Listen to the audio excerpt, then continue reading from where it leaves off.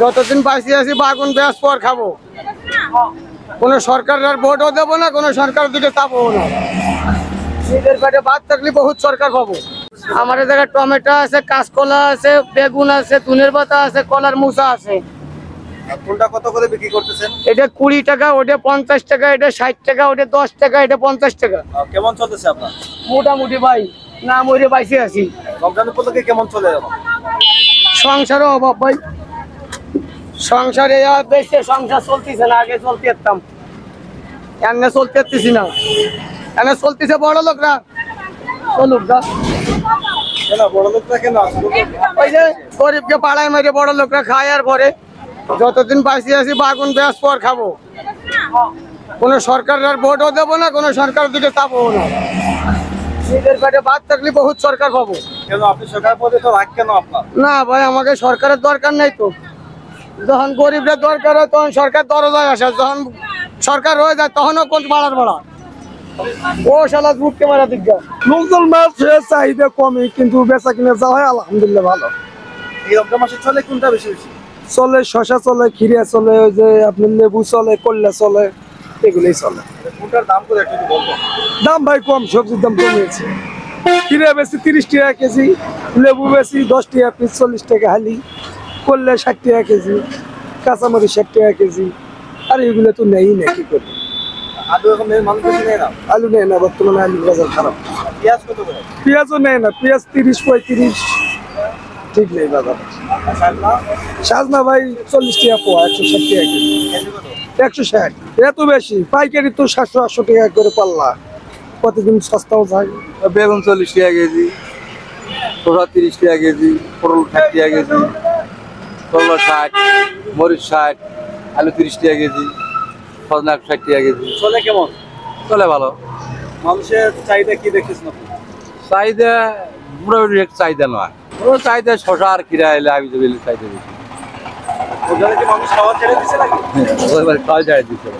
রোজার মাস তো স্যার না নিবার চায় না, কিছু কিছু নেয়, এই খুব ভালো না বাজার। দাম বেশি নাকি? দাম কমই, 10 টাকা হালি করলা, 20 টাকা কেজি শসা, 30 টাকা কেজি আলু, এই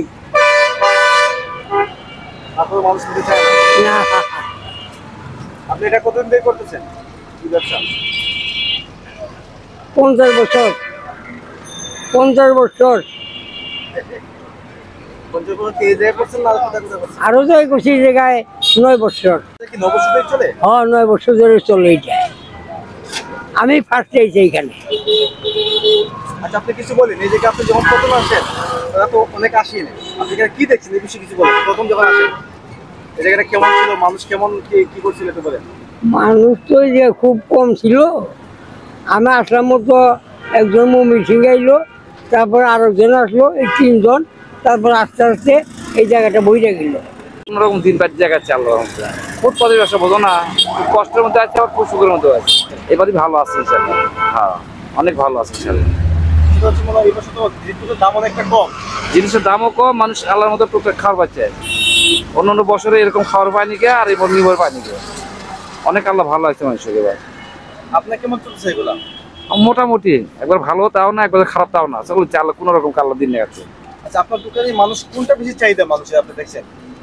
চাহিদা বলতে কি যে তরি তরকারির মধ্যে মরিচ, শসা, লেবু এগুলো বেশি থাকছে। আর কাঁচামালটা খুবই কম, 1 পোয়া 1/2 কেজি করে এরকম নিয়ে আসছে। এই পেঁয়াজ কত করে আবার? বেশ বর্তমান 35 টাকা 40 টাকা চলছে বাজার। দামটা কমার কারণটা কি? কমার কারণে যে সময় আছে না, এখন তো আমাদের দিয়ে সময় সিজন হিসেবে দাম চলছে কম। সিজন বাড়িয়ে গেলে আবার কি করবি, এত বড় বড় ব্যাপারীরা সিন্ডিকেট করে, ঘরেরা কিছু করে বলা, ঘরেরা জেঙ্গা আনে সিঙ্গি বিক্রি করে। হয়তো 10 টাকা বেশি দিলো, 10 টাকা বেশি দিয়েছে, আর 10 টাকা কম দিলে 10 টাকা কম দিয়েছে।